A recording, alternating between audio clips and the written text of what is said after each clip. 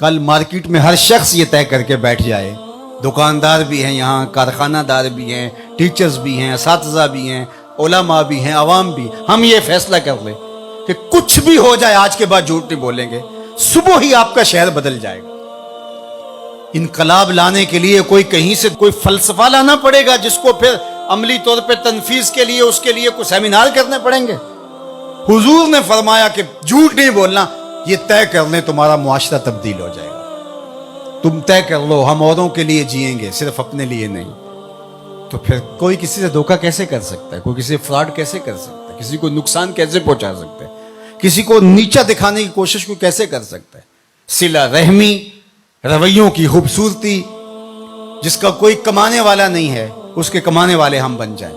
تو صرف ہم یہ طے کر لیں تو ہمارا پورا شہر بدل جائے، ملک بدل جائے، پوری کائنات بدل جائے، لیکن آنا ہوگا محمد عربی کے قدموں تلے، حضور کی چوکھٹ پہ آنا ہوگا۔ دوسروں کے لیے جینا سیکھیں، سچائی کو شعار بنائیں، کسی سے دھوکہ نہیں کریں، اپنے اندر اتر کر کے اللہ کو ہم نے جواب دہ ہونا ہے، لوگوں کا خیال رکھیں، لحاظ رکھیں، ایک اچھی برادری تشکیل پاتی جائے گی۔ ایک دوسرے کا احساس کریں، ایک دوسرے کی ٹانگیں کھینچنے کی بجائے ایک دوسرے کو سپورٹ کرنے کا مزاج بنائیں۔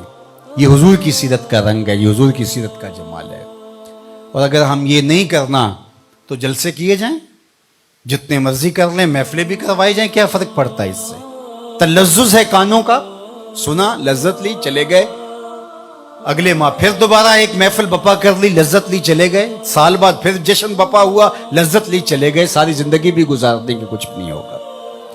لیکن اگر ہم نے طے کرنا ہے کہ یہ اس میں تو کوئی دوسری رائے نہیں کہ سچ بولنا چاہیے، یہ ہمارے نبی کی بھی تعلیم ہے، انسان اپنے ضمیر سے پوچھے، اندر سے بھی یہی آواز آ رہی ہے، اپنے دائیں بیٹھے شخص سے پوچھے، بائیں بیٹھے شخص سے پوچھے، اپنے استاد سے پوچھے، باپ سے پوچھے، ماں سے پوچھے، کسی شخص کو گلی میں کھڑا کر کے پوچھ لے سچ بولنا چاہیے کہ جھوٹ بولنا چاہیے، وہ کہے گا سچ بولنا چاہیے۔ تو پھر ہم آج کے بعد کیوں طے نہیں کر لیتے کہ کچھ بھی ہو جائے سچ ہی بولیں گے، ہماری زندگی سچ کے ساتھ جڑی رہے گی، تمہارا رب آسمان سے بھی رحمتیں نازل کرے گا، زمین سے بھی رحمتیں تمہارے اوپر نازل فرمائے گا۔ لیکن اگر ہم نے یہ طے نہیں کیا، ہم نے بس یہی طے کیا ہے کہ ہم کانوں کی لذت لیں گے اور ہم جو ہے وہ ایک حظ لیں گے وقتی طور پہ، لیکن ہم نے زندگی اپنی خواہش کے مطابق ہی گزارنی، جو ہم طے کر چکے ہیں اس کو بدلنا نہیں ہے، تو پھر کائنات کی کوئی چیز آپ کو نہیں بدل سکتی۔ اللہ اس کو نہیں بدلتا جو اپنے آپ کو بدلنے کی کوشش نہیں کرتا،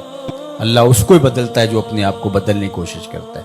وہ فرماتا ہے میری طرف اگر کوئی ایک قدم چل کے آئے میں 70 قدم آتا ہوں، اور میری طرف اگر کوئی چل کے آ جائے اتیتہ ہر والا، میری رحمتیں دوڑ کے اس کا استقبال کرتا